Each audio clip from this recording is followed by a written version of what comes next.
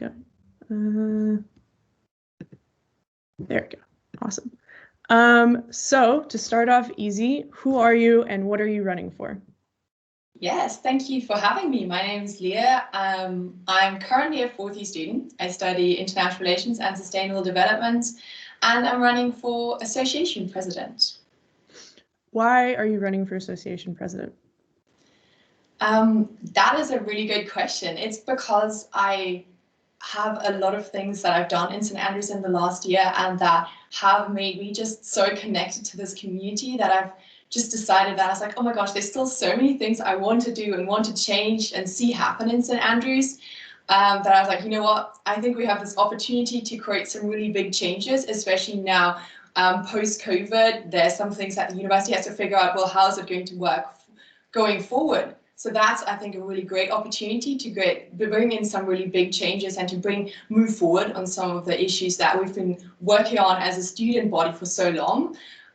So I thought, you know what, this is a really great opportunity and I'd love to be able to do that and spend my time and passion and energy into the St. Andrews community. So. You mentioned that the university has a lot of big issues ahead of it post-COVID. I was wondering if you could talk about your some of the roles that you've had within the Student Association in the past couple of years and why they make you qualified to be president and handle these issues.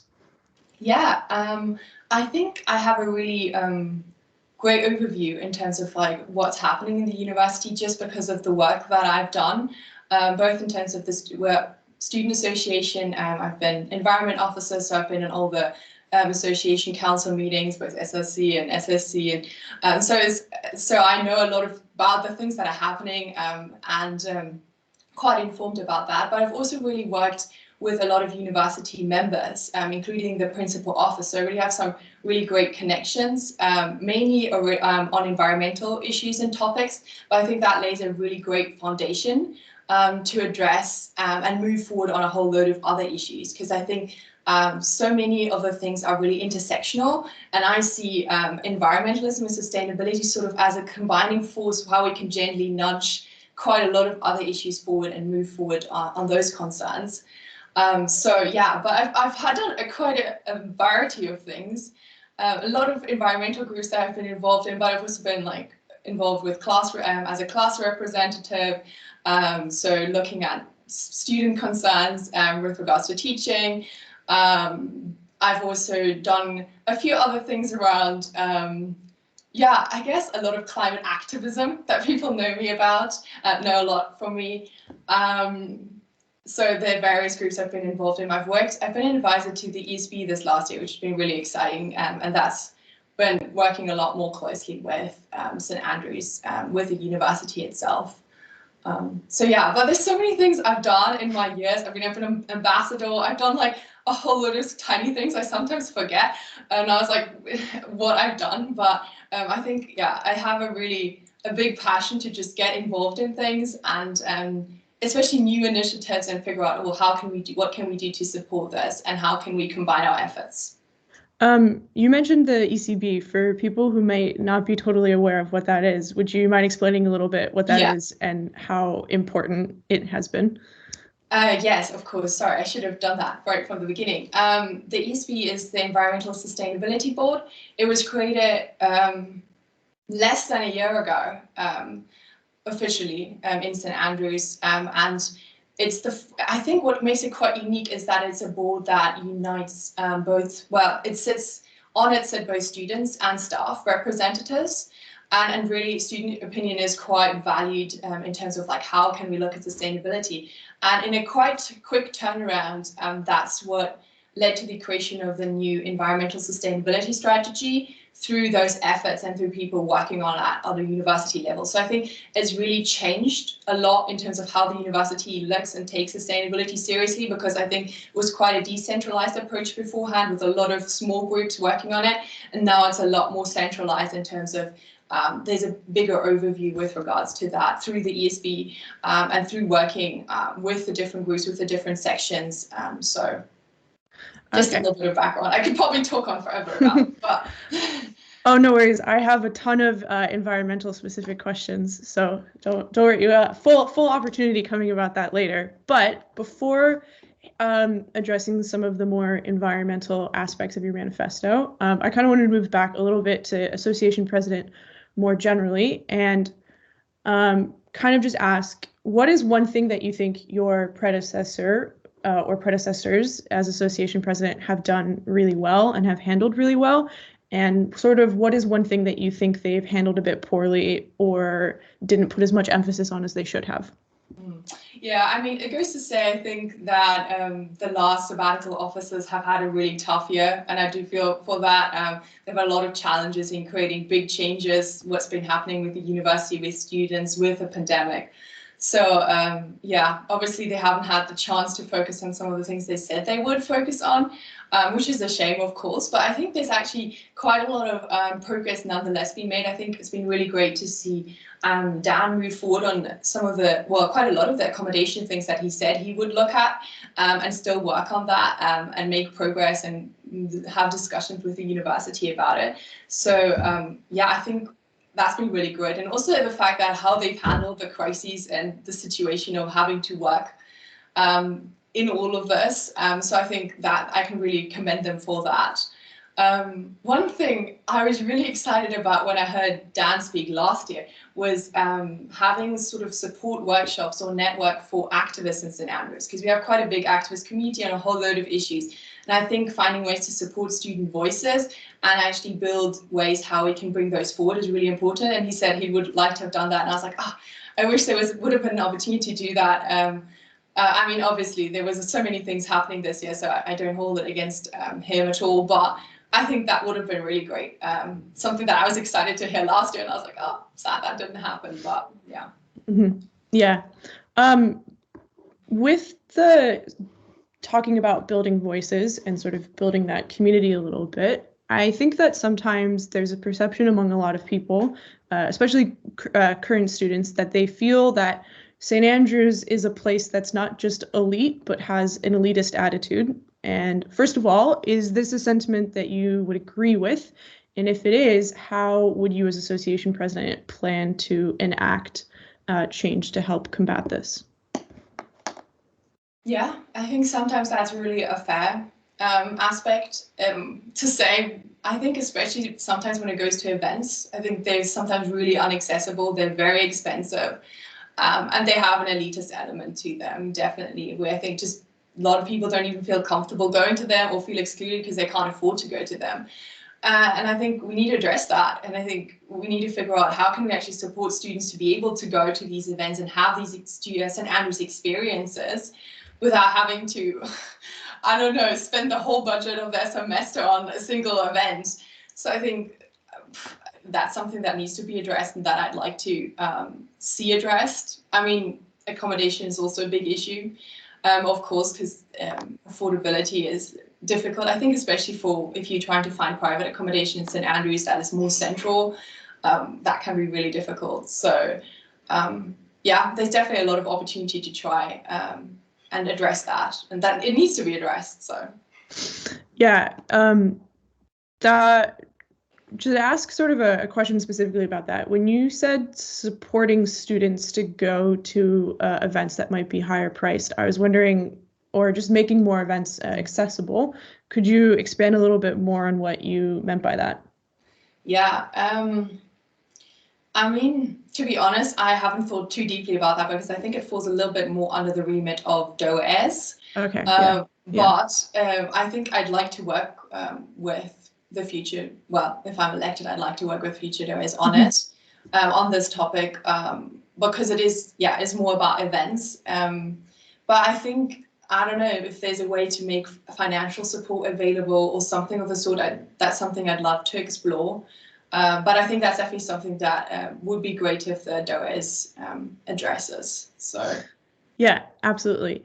One of the biggest jobs of this association president is being sort of that line of communication between the students and the university, and then also the university to the Students Association and back to the students. One of the first lines in your manifesto is you mentioned something called "You Said It, We Did It" initiative.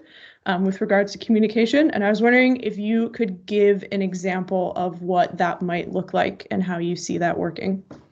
Yeah, I think communication is a difficulty, and it's a difficulty within the whole university, and that I know that university is actually struggling with as well, because they wonder about, well, how can we get information out to students? Not everyone checks the same platforms.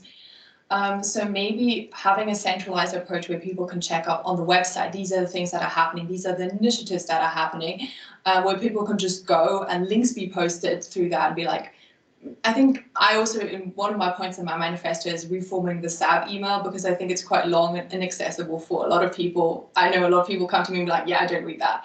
So, and that's a problem, right? Because that is the way the SABs communicate to the students a lot of the time. Yeah. So how can we make that more accessible? And then maybe condensing that to some of the more key issues, but then having a page on the website that says, okay, these are the things that you wanted us to do that we're working on. So people can find out more if they want to, but the email is more condensed to the most important things that really need to get out to students on a week by week basis. Oh, that's really great to hear, especially as someone, I don't use social media, and I know that it seems that everything in St. Andrews seems to exist almost exclusively on Facebook. And I try to check Facebook as little as often. So sort of having a condensed email would be really excellent. No, yeah. I agree. I think that is a problem, because I think everyone thinks, that all students are on Facebook, and that's not the case at all. And I actually think we should try and move a little bit away from Facebook. But I know that's also difficult with events, just because I think we need to ensure that people who don't want to use Facebook because they just don't think it's a healthy platform, or because they're not comfortable with it, to find a space to do that. And I think long term, that would be a really great goal, to try and move more away from Facebook and find alternative ways to advertise it. Well, I mean, there is events that are on the union page already, but just to make sure that's more centralized and more accessible for people who don't have Facebook and don't want to use it. Yeah, absolutely. Moving on a little bit, in your accommodation section, you highlight not only that sort of the cost issues surrounding accommodation, which I think is something everyone who lives in St. Andrews is aware of, but also how many of the university-owned and privately owned building have physical inadequacies with regards to sort of energy conservation, maybe lacking in proper insulation. And I was kind of wondering, obviously, privately owned buildings are outside of your remit, but how would you work with the university to make their buildings conserve energy better and kind of just be a more sustainable physical space for students? Yeah, I think this is again where we can draw on the commitment that the university has now made with regards to net carbon. And there's a working group called E3, Energy, Estates and Environment, and they look at those sort of things. So I think working with them to say, okay, well, insulation, energy efficiency are really a problem, especially in some of the older halls. I've lived in all the halls, and especially my first year, it's just freezing. Yeah. It's also not energy wise. So how can we try and address that? And I think sometimes that is difficult because some of those buildings are old, but there are definitely ways to go around that and to try and address that. And it needs to be done if we want to become energy sufficient and carbon neutral. So that is something that needs to be addressed. And I actually think in private accommodation, there is some sphere to try and address that, to work with letting agents and say, well, how can we progress on this issue? So I think there is some room there to at least try and address it at some level and say, okay, this is an issue even in some of the private homes. How can we work on this? So I see. And also in halls, you mentioned something called an internal environment competition. And I wasn't sure if this is something that already exists, but if it does or if it doesn't, could you explain a little bit about what that would look like and what you would hope that would help achieve? The inter-hall environment competition actually does already exist, but I think not that many students know about it. Yeah. And I think that goes with a lot of things, environmental, but also otherwise that are happening in the university that people just don't know about. And that's not good. So how can we make that more visible? How can we really bring that to students? I think that is a key question here.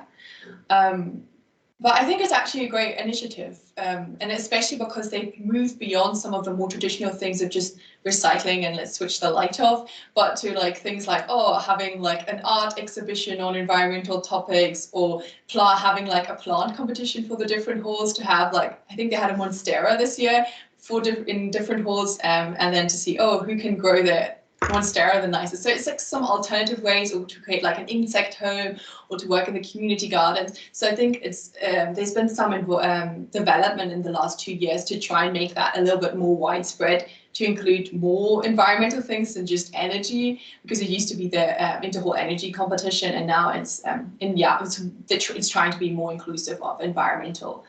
But yeah, I think something like a screen at the beginning in halls, which shows, oh, this is the energy consumption, this is the different points that the hall has, and like social media engagement, people getting the word out about like events that are happening perhaps.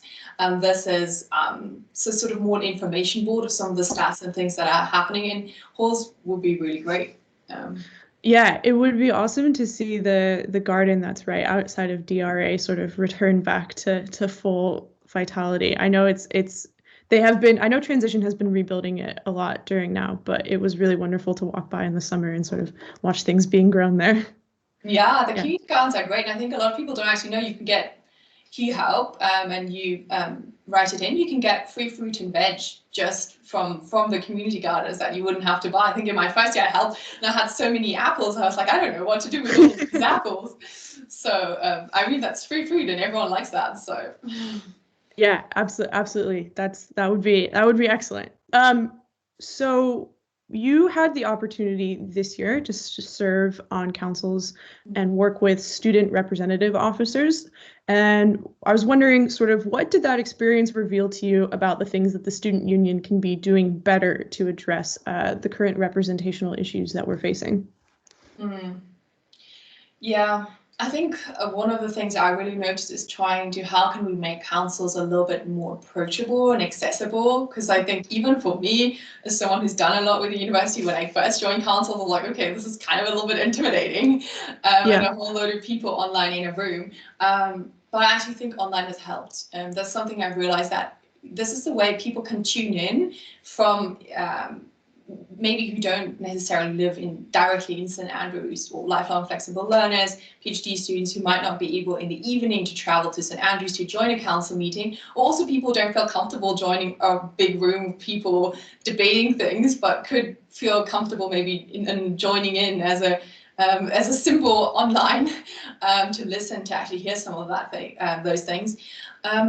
I think one of the great things that I've been able to see is that there's been work going on to reform councils. Mm-hmm. That was one of the last big motions that went through, which was quite like, oh, wow, a lot of things are going to change next year. But I think that can help make some of those more procedural things a little bit better, because I think it's been a lot about, oh, let's add another officer to a certain committee, and that's like, yeah, sure. Like that, I think there's so many more exciting things that as a student body we should be debating and discussing, and that people are interested in. So hopefully some of that reform will help bring new issues and debates that really matter to the students forward in councils, rather than making it about procedural things and constitutions that want to be changed. So yeah, I think there's a lot of opportunity to do that, and I'm excited to see with this reform what will change with councils. So, yeah, we'll have to say a long goodbye to the SSC. Yeah.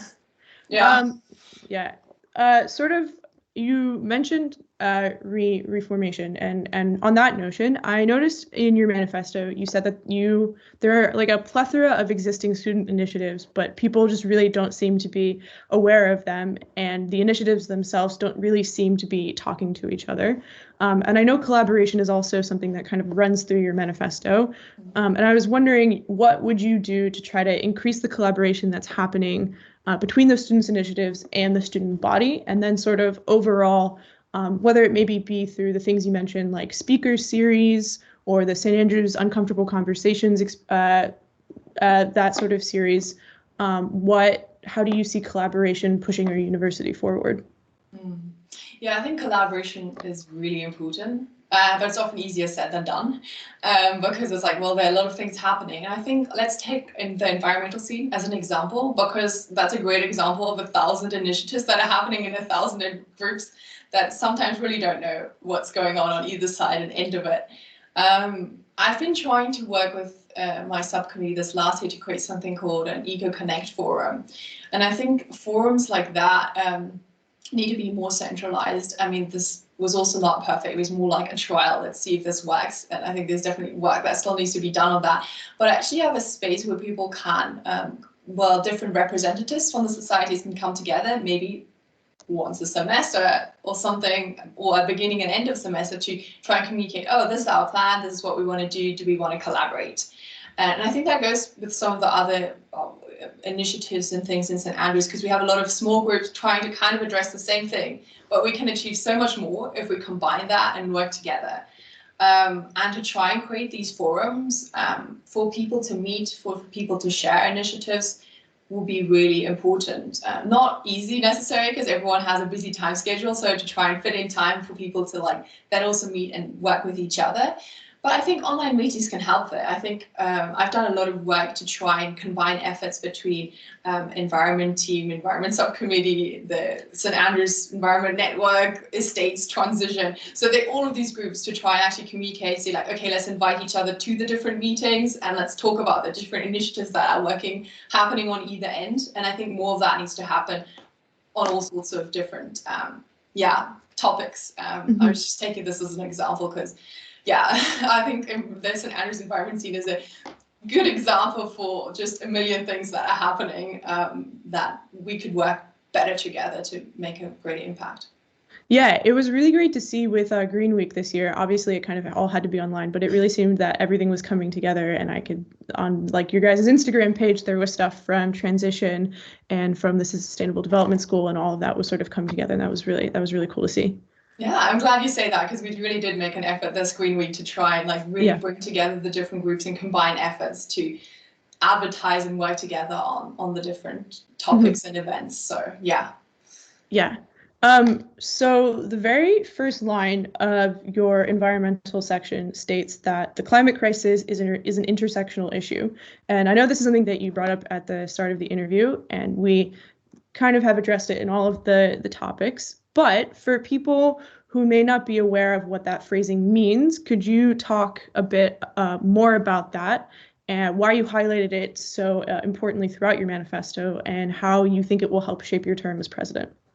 Yeah, I think sometimes the difficult reality is that we're really, as a young generation with a lot of big things happening in the world, it kind of seems scary, you know, like with the climate crisis that's happening, how it could change our lives. And I think it really I should get everyone thinking about how will that impact my future? How will that impact what I want to do, regardless of what job or career I want to go into?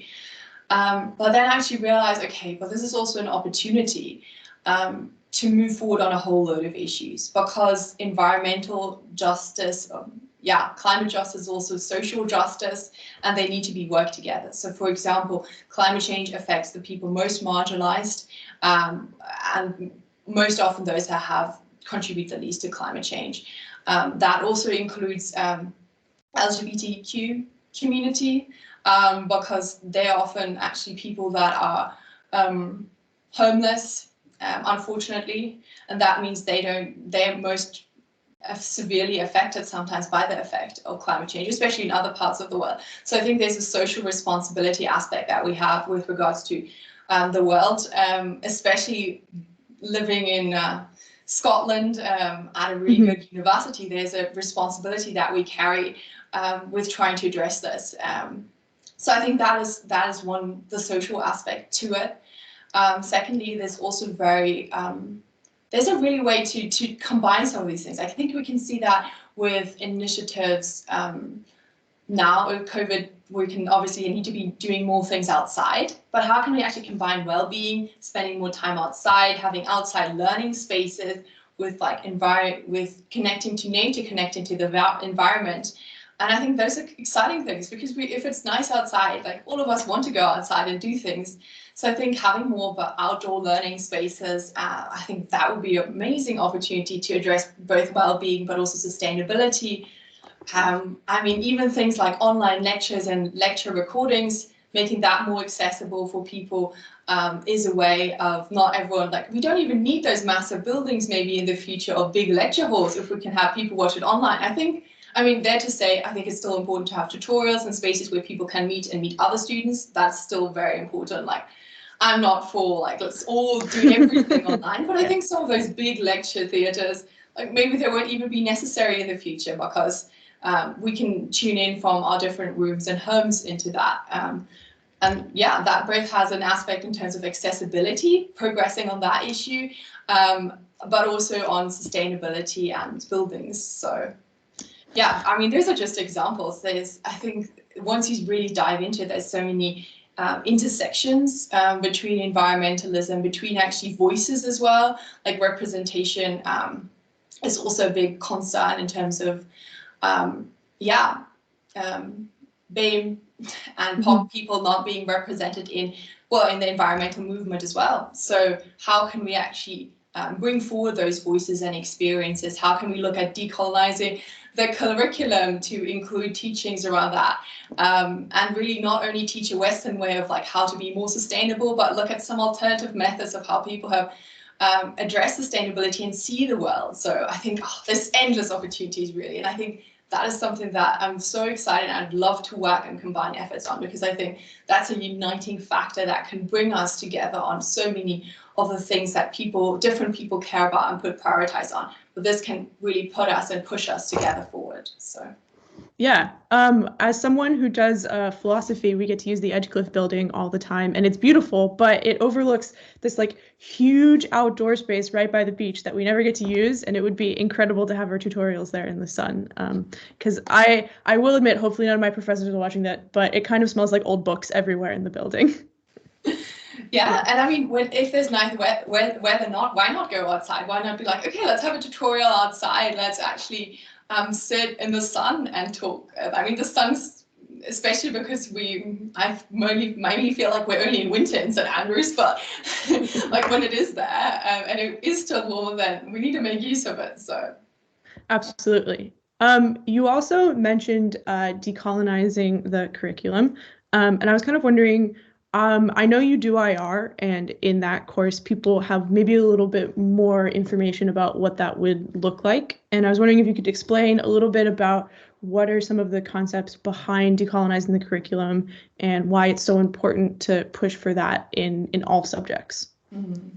Yeah, I mean, it really is about all subjects. It's about looking at like what kind of readings do we have? What kind of people are we highlighting? What kind of views are we promoting? What kind of solutions to our world problems are we promoting? I mean, that's a question as well. Like if we talk about development, if we talk about international organizations, like what kind of things are being promoted? How are we as a world community working together on this? And I think there's so much that needs to be done with regards to learning and unlearning. But basically, it's about looking at how can we make curriculum include views that are less Western, to put it that way.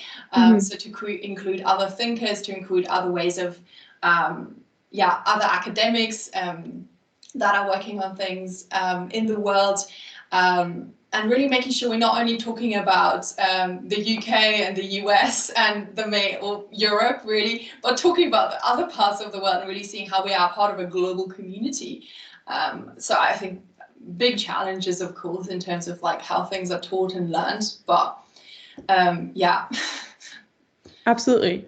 Thank you so much for those answers. I know we're running slightly over on time, so I'm just going to move to the final section. So first off, are you a frog person or a bird person? Birds, love birds. So beautiful to listen to birds, like in spring, especially right now. There's so many birds outside, so I love. Okay. Is there like a specific type of bird that you think is your favorite? Oh, that's difficult because obviously there are birds that are like just beautiful, like that you can watch during winter time that are like outside picking. But then there are obviously like bigger birds, like predator birds that are just amazing to watch as well. Oh, I don't think I could decide on a favorite right off the bat. Uh, um, all birds. We need as many birds as we can and as many different species as we can. No overpopulation of any one bird. So I think just diversity, really. Okay. What is your ideal day/night out in a pre-COVID St. Andrews? Yes. Well, if it's wonderful, if it's nice weather, I would love to just go outside for a walk with my friends, just with one friend, just a one-on-one conversation along the beach, talking about really deep things, and just sitting there, enjoying the sun, enjoying like St. Andrews atmosphere. Especially, I love going on walks on West Sands, but also Lady Brae. Love Lady Brae. So just a walk of any sort outside in nature, and then to end off the evening, I'd actually quite simply just have a really nice, fun dinner with friends, where we just cook together and share a meal, then talk, play some games, have some fun, and just laugh and spend some quality time together. So. Oh yeah, that sounds pretty epic. I'm very much looking forward to when those days can come back. So the final question is, would you rather? Would you rather, assuming we're going back to in-person exams, knock your water bottle over at the start of your exam and you kind of have to like move around the water puddle that's there because you only have 2 hours, or have a typo in the title of your dissertation, but you only discover it after it's been turned in? Oh no. Yeah, this has been dividing my flat for the past 3 days. I think a typo in my dissertation would be pretty bad. So maybe I'd have to go with the water. Yeah. Sounds pretty bad as well, but maybe I just soak it all up in my, in I don't know, somewhere with my sleeve or something. Is this writing, right? It's not typing, okay? Because I think that would be a problem if it's on the computer. Then I'm like, well, then I can't really do the exam, so that wouldn't be great either. But yeah. Okay. That seems maybe the better of the two, even though it seems like I'd have to not write in ink. I love writing in ink, and I think that would be a problem with a lot of water, so I'd have to take another pen. But yeah. Okay. Thank you so much for answering all of these questions. Good luck with this week, and have fun and stay safe with all the election stuff. Yeah, thank you very much for the wonderful conversation, and stay safe too. Thank you. Okay.